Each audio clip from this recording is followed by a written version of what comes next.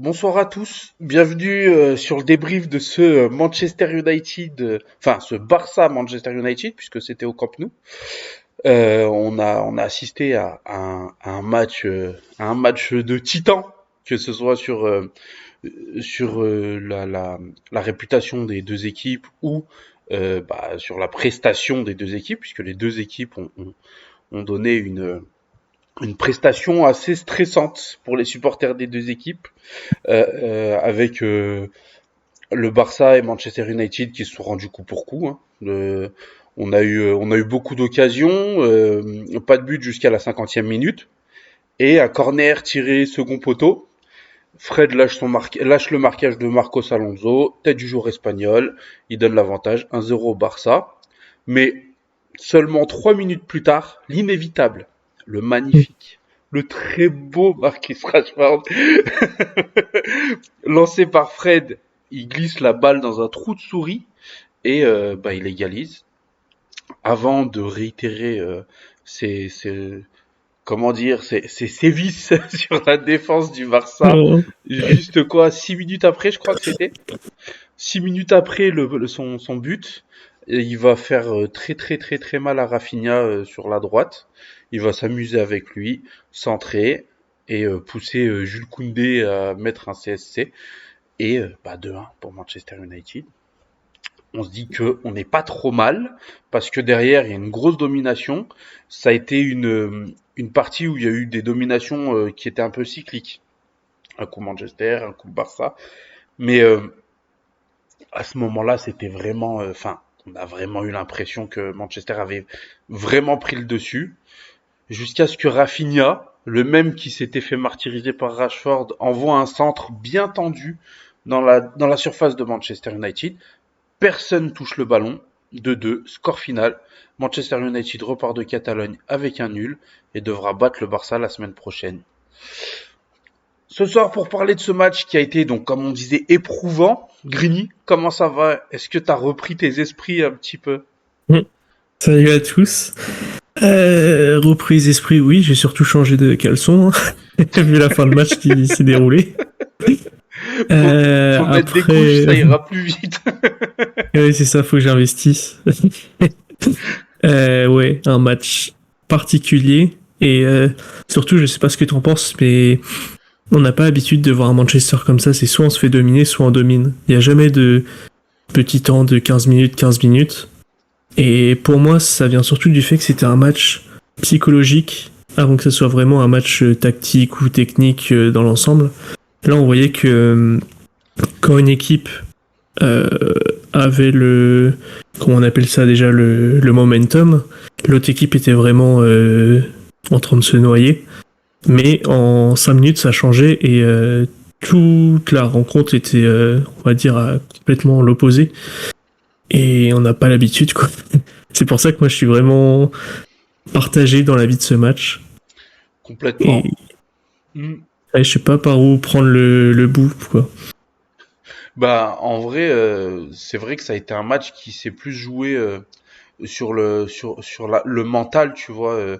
On se rend compte que dès qu'il y a un fait de jeu qui va dans un sens ou dans l'autre, ça change complètement la physionomie. Ça a complètement changé la physionomie du match. Et d'une équipe de Manchester, je parlais de la fin du match, qui était très dominante. On s'est retrouvé à une équipe de Manchester qui restait dans son camp et, qui dégage des ballons sur son propre poteau, comme Casemiro. Enfin, vraiment. Puis, t'as des matchs où c'est stressant. T'as des matchs où il se passe des choses comme ça, un poteau, un truc, tu passes 5 minutes. Enfin, t'as des faits de jeu qui sont stressants, mais là, vraiment, le match en soi euh, te poussait vraiment à avoir de l'adrénaline, quoi. Mm. Ton équipe a le ballon, c'est direct un contre, une balle en profondeur et ça fait une occasion.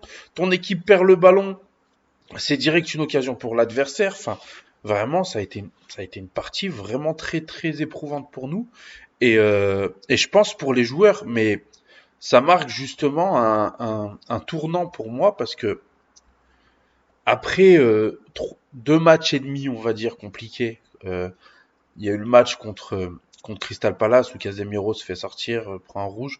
D'ailleurs, Casemiro, il va falloir, enfin, Je l'adore, hein, merci, on t'a pris pour taper un peu, mais va falloir se calmer, mon gars. Il prend encore un jaune, va falloir qu'il pense qu'on a besoin de lui et qu'il Il réussisse à était pas tirer. loin du rouge, hein. Ah ouais, Parce ouais, que sur Gavi, s'il joue mieux le coup, Gavi, ouais, deuxième jaune, hein. ouais. Il va falloir vraiment qu'il se calme, hein, parce que là, ça fait quoi? Ça fait le jaune, un rouge et encore un jaune dès qu'il revient. Ouais, c'est bon, mon gars. Il aime trop ça. Ça lui avait manqué Barcelone. Ah ouais, non, mais moi, ça me va, hein. Moi, j'aime bien quand il aime se battre comme ça, mais mon gars, on a besoin de toi, on a personne après, arrête. On a vu contre Leeds ce que ça donne, une équipe de Manchester sans Casemiro. Donc, C'est ça. donc voilà, comme ce genre d'action où Casemiro balance le ballon sur le poteau, euh, voilà, on était vraiment, vraiment, vraiment au fond, quoi. Et c'est pareil au début du match. Moi, je vois le début du match, on est assez bon, mais sans être flamboyant, mais on est meilleur qu'eux. Eux, ils commencent à récupérer des ballons parce qu'on leur en rend des trop faciles. Et ils commencent à être vraiment très dangereux. Et à ce moment-là, je me dis, mais quel bourbier, on va passer une soirée de merde. Mm. Et on a réussi à lever la tête. Donc, c'est quand même très positif d'arriver contre une grosse équipe, qui est le Barça, qui est leader de Liga quand même. Enfin, on n'est pas, ils sont pas en crise, ils sont pas septième ou huitième, tu vois. Allez, bon, un Barça en crise en Liga, ça donne quatrième, mais je veux dire, ils sont pas non plus en crise, quoi. C'est un bon Barça, peut-être pas le meilleur de ces 10 dernières années, mais un bon Barça. Et on arrive contre eux en Europa League. Ils ont décidé de jouer l'Europa League, ils n'ont pas balancé le match et on réussit quand même à se relever d'un début de match qui est pas fameux. Ça donne aussi des indications sur la mentalité que Ten Hag est en train d'apporter à ce club, parce que je pense que c'est que lui. Enfin, ça fait 10 ans qu'on a une équipe de... Je sais pas quoi dire sans être insultant envers une certaine communauté, et c'est pas ce que je veux. Donc voilà, ça fait 10 ans qu'on n'a pas du tout l'équipe qu'il faut. Donc, c'est forcément Ten Hag qui amène ça. Et ce Mm. genre de match montre vraiment ce que Ten Hag est en train d'insuffler comme caractère à cette équipe et à ses joueurs. C'est ça. Bon, en gros, pour moi, c'était son premier gros test. Euh, on va dire un match à élimination directe où il y a vraiment un gros enjeu derrière et pas la première ligue où tu peux rebondir. Et pour moi, enfin tu vas me dire ton avis, mais pour moi ce test est quand même réussi parce que juste en prenant un point de vue extérieur, fan, quoi que ce soit, je pense qu'une personne qui a regardé le match, qui n'est pas fan de Manchester, a vibré. Ouais. Les temps forts qu'il y a eu, et bah, ça, comme tu dis, ça fait 10 ans, une personne non fan de Manchester, il s'emmerde devant le match, faut le dire. Et à la fin, les commentateurs, ils ont dit un truc, c'est que en gros, Xavi et Ten Hag, ils incarnent quelque chose dans le football, tu vois, genre une idée du beau jeu. Et j'ai jamais entendu ça. J'ai jamais, même à l'époque de Ferguson, hein, j'ai jamais entendu ça de la bouche des commentateurs. Oh, Mm. ils avaient des éloges hein, sur Manchester quand on était dominant, mais c'était pas sur les idées de jeu, sur l'identité de jeu de Manchester. C'était sur d'autres choses qu'on nous disait qu'on était bon.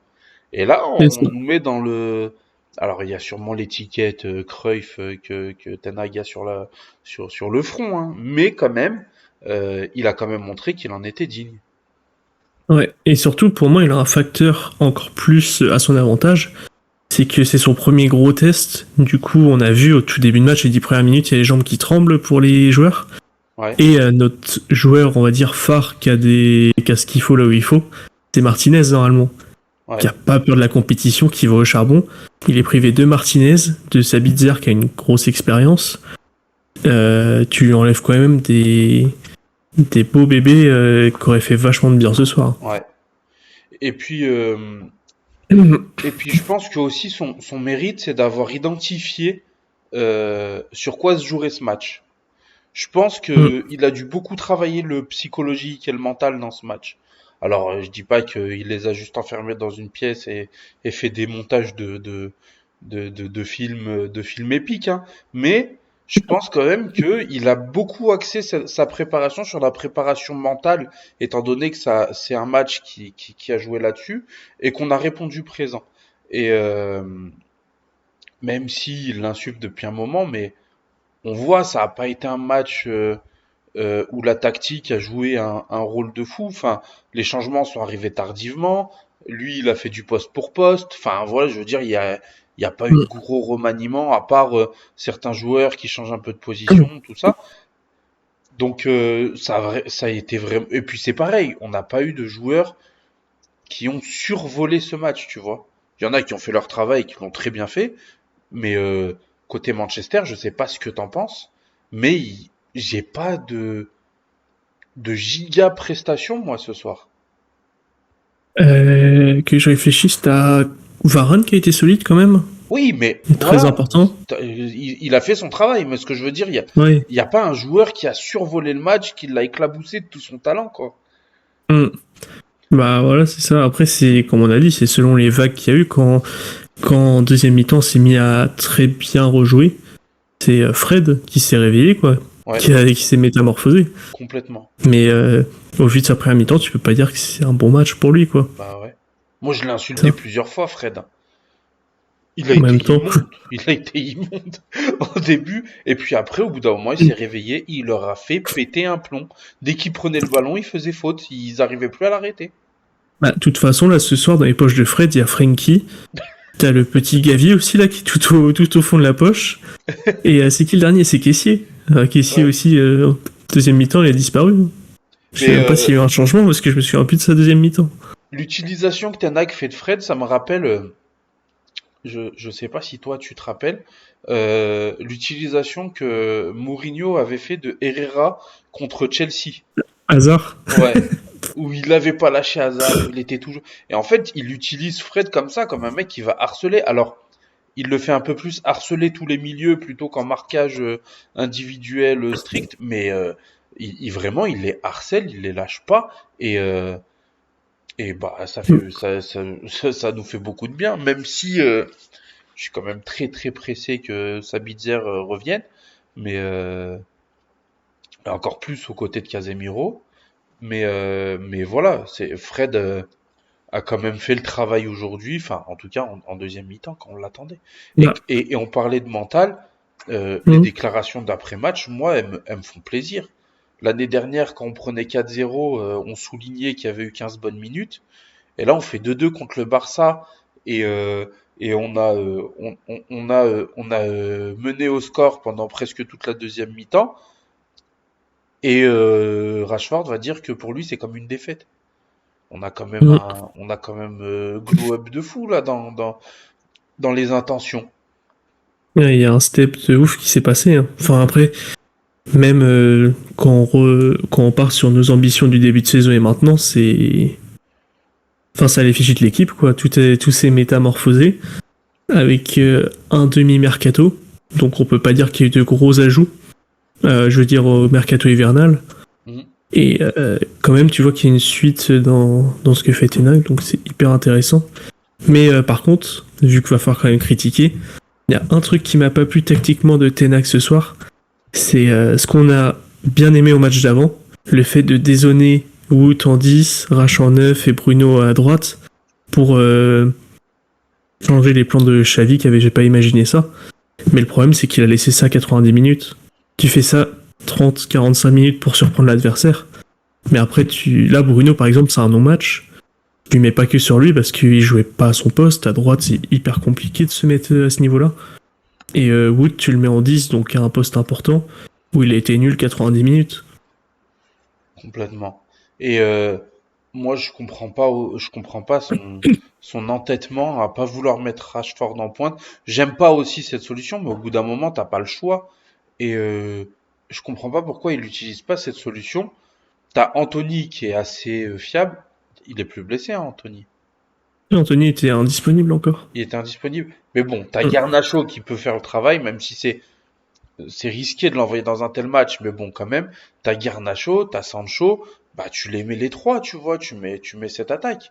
Et Weghorst, il rentrera dans le match. Enfin, Je comprends pas pourquoi il veut laisser Weghorst alors qu'il est nul. C'est pas, Mm. enfin, on en a parlé la dernière fois. Peut-être qu'il veut qu'il s'habitue à son. Non, il est nul. Il est complètement nul. Il prend pas un ballon de la tête. Il est jamais dans la surface. Il est juste nul. Mm. Donc faut quand même souligner que Ten Hag bricole bien avec ce qu'il a sous la main. C'est ça. Parce que il y a des mecs qui sont handicapants dans cette équipe, hein. Mm. Il y a des mecs. Et on peut parler de foot, mais il y a notre goal. Est-ce qu'on peut en parler Bah, bien sûr. Bien sûr qu'on va en parler de déjà, celui-là. déjà, Bien c'est quoi? évidemment. C'est 3 minutes de jeu, première balle semi-longue où il relance sur Malacia.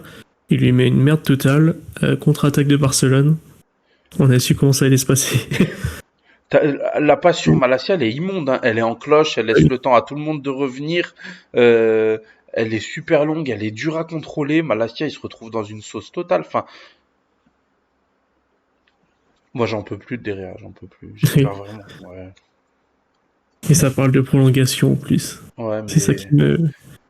après prolongation, baisse de salaire et deuxième gardien, pourquoi pas. Mais prolongation et gardien titulaire, faut aller se faire foutre au bout d'un moment. Il n'y a pas d'autre Ouais, mot. moi je dis juste qu'il y a David Raya qui a une clause à 25 millions, je crois, qu'il faut péter et le titulariser. Je suis pas vraiment fan de David Raya, moi. Ouais, j'ai regardé, il est quand même bon. Mais même, il y a plein de noms à cocher. Si soi-disant le Qatar vient, il y a Diogo Costa, tu payes 75 millions sa clause et plus C'est pas personne dit rien. soi-disant, le Qatar va nous racheter, hein. Je pense que Ça là, sera une autre vidéo. Parce que si on commence à partir là-dessus, oui, on part sur une vidéo de 3 heures. bah oui, on va vous cuisiner une petite vidéo sur le rachat de Manchester United. Hmm. Euh, Après, Vas-y, vas-y. je sais pas si t'as d'autres postes à parler on va dire c'est trop juste, mais nos latéraux ce soir ils nous ont fait peur quand même. En fait, le truc, c'est que Wan-Bissaka, je vais vous donner mon avis sur Wan-Bissaka juste après vous avoir dit de vous abonner à cette chaîne et de liker la vidéo. Je l'ai pas fait au début et, et c'était une erreur. Donc, likez les vidéos, abonnez-vous à la chaîne. Il y a des choses qui arrivent, on vous prépare des vidéos assez sympas là qui vont arriver incessamment sous peu, des trucs encore plus travaillés, encore plus écrits que là où on parle juste pendant, voilà, sera monté et tout ça. Donc préparez-vous. Euh, Suivez-nous sur Twitch aussi. On n'a pas beaucoup de monde qui viennent sur les lives du lundi soir et du dimanche soir. Alors c'est soit le dimanche, soit le lundi soir. C'est en fonction du match qu'il y a eu. Mais voilà, n'hésitez pas à venir sur les live Twitch et on peut parler ensemble de là tout ce que vous entendez. Euh, on ne débriefe pas forcément de la vidéo, mais si vous avez des questions, si vous avez envie de partager votre point de vue avec nous, tout ça, nous, on fait cette chaîne pour ça. On a envie de discuter avec vous. On a envie d'échanger entre supporters de Manchester United, même si on aime bien donner notre avis aussi. Mais on aime bien écouter le vôtre. Donc, venez sur Twitch et donnez-le. Et surtout, bah, donnez-nous votre avis aussi là dans les commentaires sur les prochaines, sur le match, sur ce que vous avez du match. Est-ce que Ten Hag a réussi son pari? Est-ce que vous êtes satisfait de la prestation de l'équipe? Est-ce que vous pensez qu'on va gagner au retour? Parce que ce match n'hypothèque pas nos chances, mais ne nous donne pas non plus un avantage, à part celui d'être à domicile et de devoir gagner à domicile. Donc voilà, n'hésitez pas à nous dire tout ça. Mon avis sur Wan-Bissaka maintenant, c'est à peu près le même que sur Fred. C'est-à-dire que non, c'est pas le même que sur Fred. Fred, c'était intermittent. Wan-Bissaka, je trouve que il est quand même assez précieux dans les tacles, tu vois, dans les sauvetages d'urgence. Il, il y a beaucoup de ballons. Si c'était pas lui à cet endroit-là, on aurait pu prendre l'eau, tu vois. Euh, le tacle là où il demande un penalty, il est juste magnifique. Mm. C'est, enfin, il est parfait, moi je trouve. Peut-être que Après c'est sur son erreur à la base. C'est ça qui rend exactement, l'action voilà. belle. Il est magnifique, mais c'est lui qui. Il y a l'expression pompier pyromane qui lui revient souvent, hein. C'est pas la première fois où il Mm. fait une connerie et après il sort un tacle magnifique pour s'en sortir. Donc le pompier pyromane. Mais il est beaucoup plus sécurisant que Dalo par contre. Parce que Dalo il fait une Bah, connerie et il se rattrape pas après.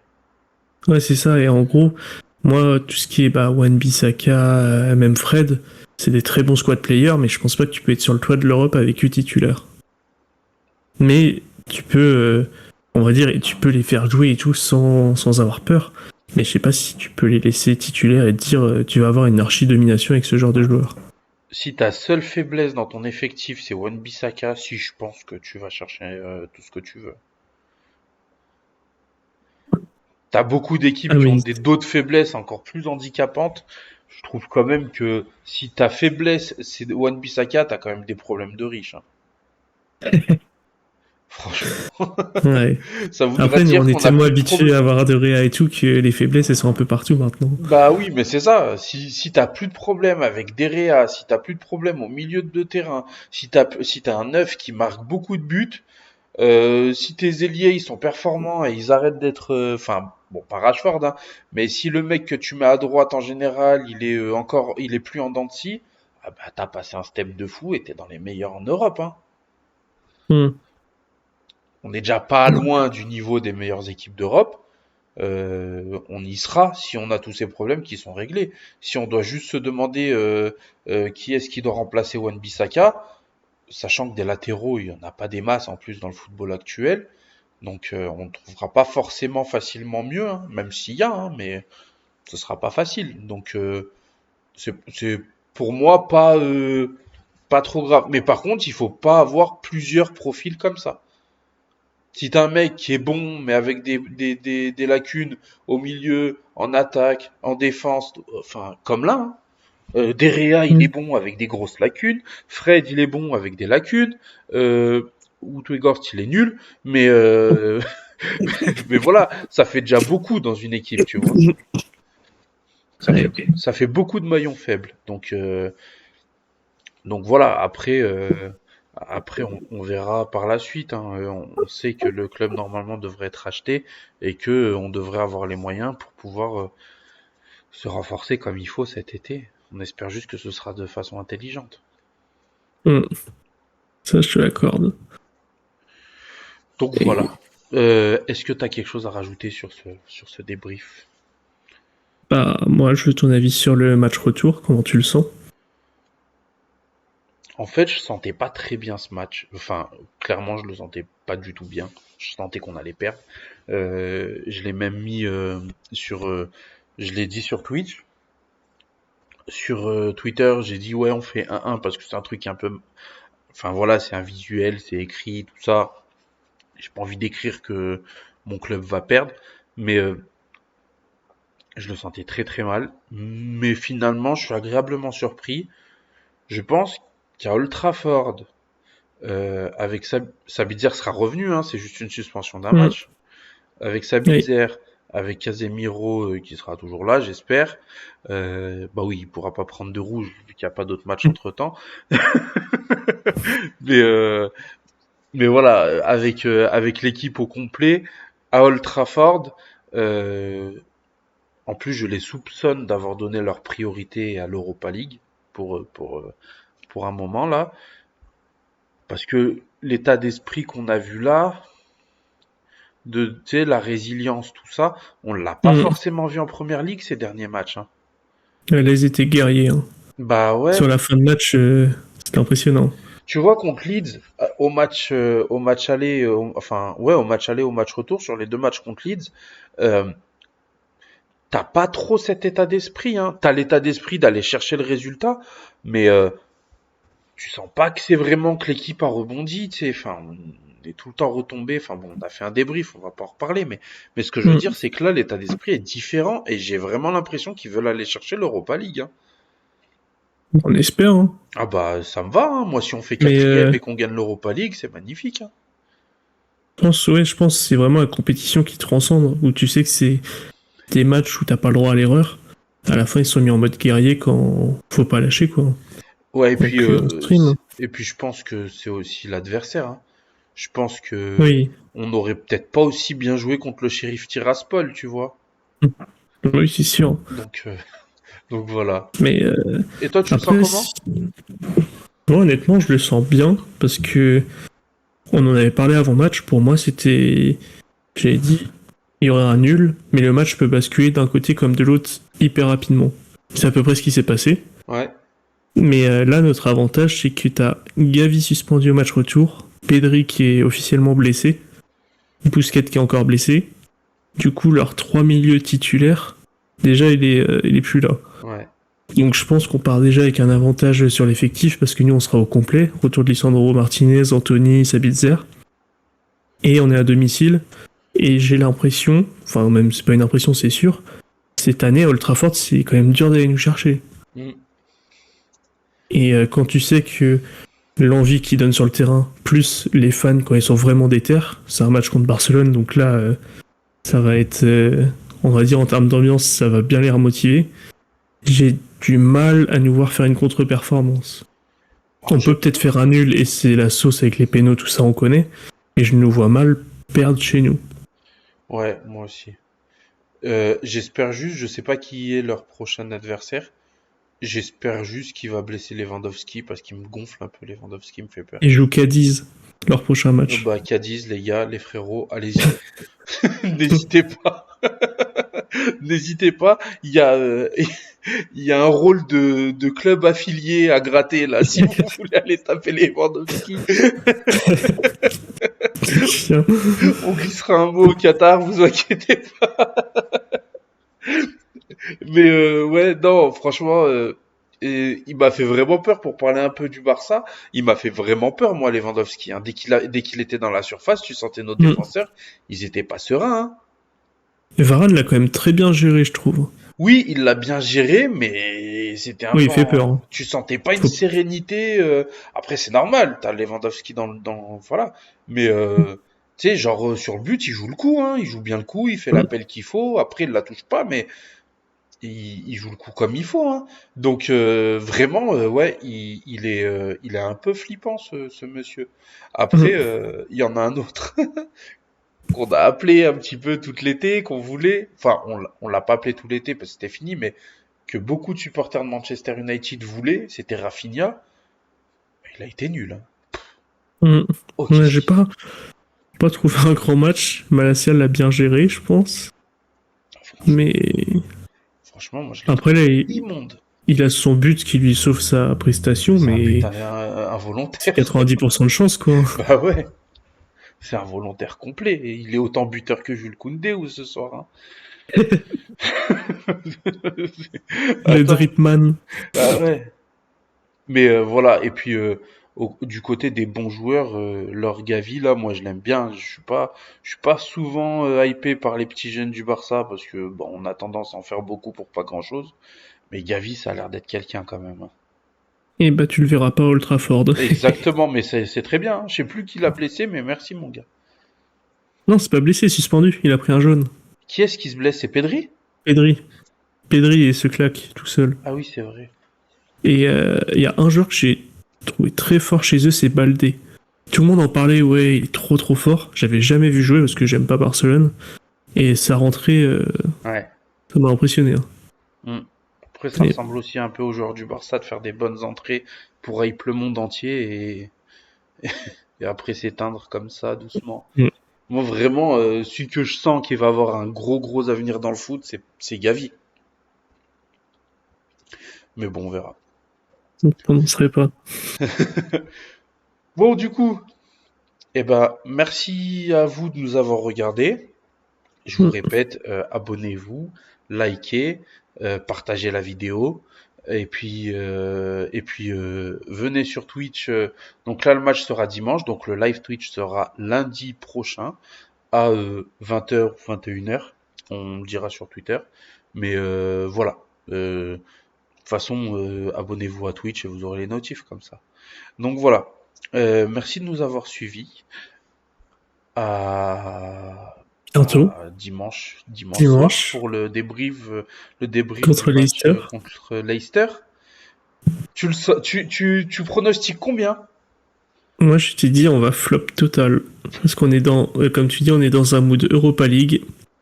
Moi, je le sens tellement pas ce match. En plus, les Leicester aiment tellement performer quand ils sont un peu au pied du mur. Quand il y a un Madison contre United qui performe la seule fois de sa saison, euh, je le sens très mal.